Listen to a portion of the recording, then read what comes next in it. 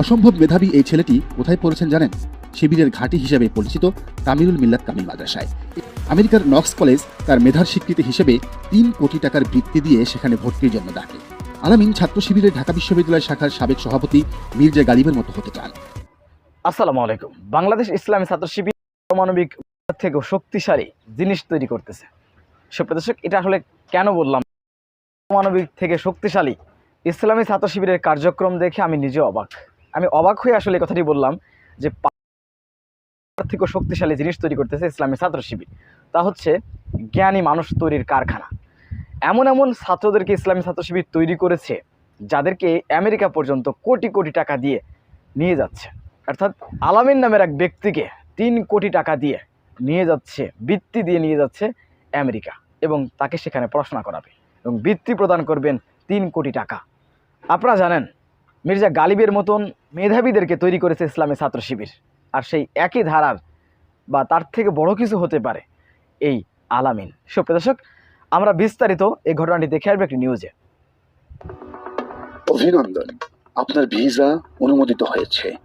এই মেসেজটা পাওয়া অনেকের জন্য একই সাথে যেমন আনন্দের, তেমনি বাঁধ ভাঙ্গা উচ্ছ্বাসেরও।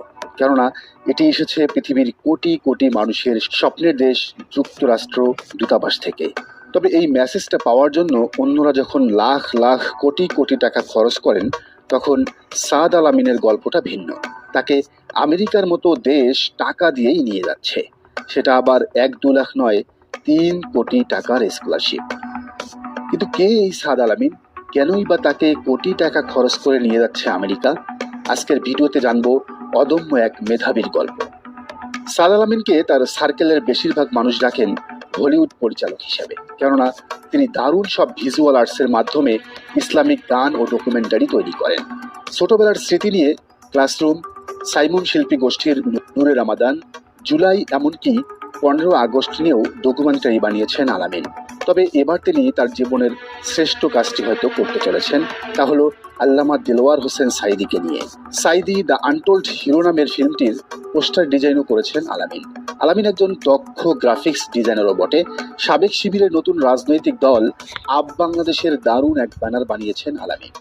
অসম্ভব মেধাবী এই ছেলেটি কোথায় পড়েছেন জানেন? শিবিরের ঘাঁটি হিসেবে পরিচিত তামিরুল মিল্লাত কামিল মাদ্রাসায়।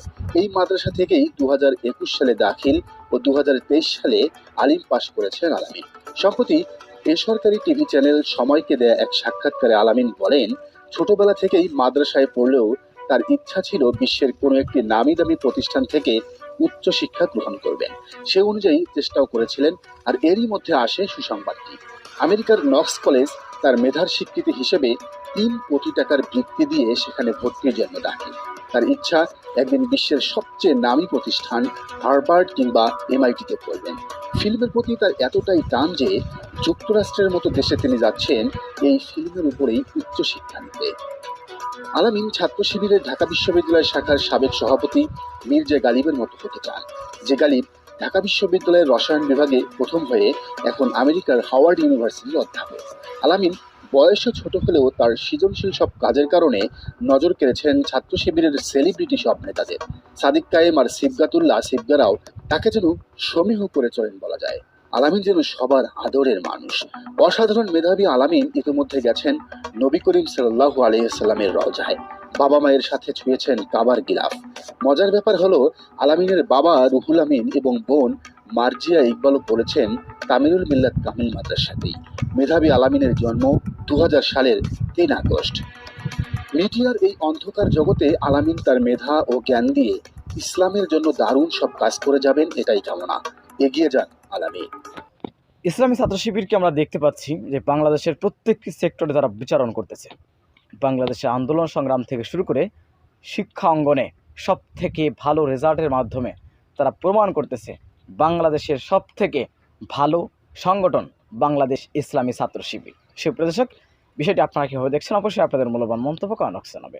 সবসময় সত্য নির্ভর তথ্য পেতে স্বাধীন বাংলা টিভি ইউটিউব চ্যানেলটি সাবস্ক্রাইব করে আমাদের সাথে থাকুন। আসসালামু আলাইকুম রহমতুল্লাহি ওয়া বারাকাতুহু।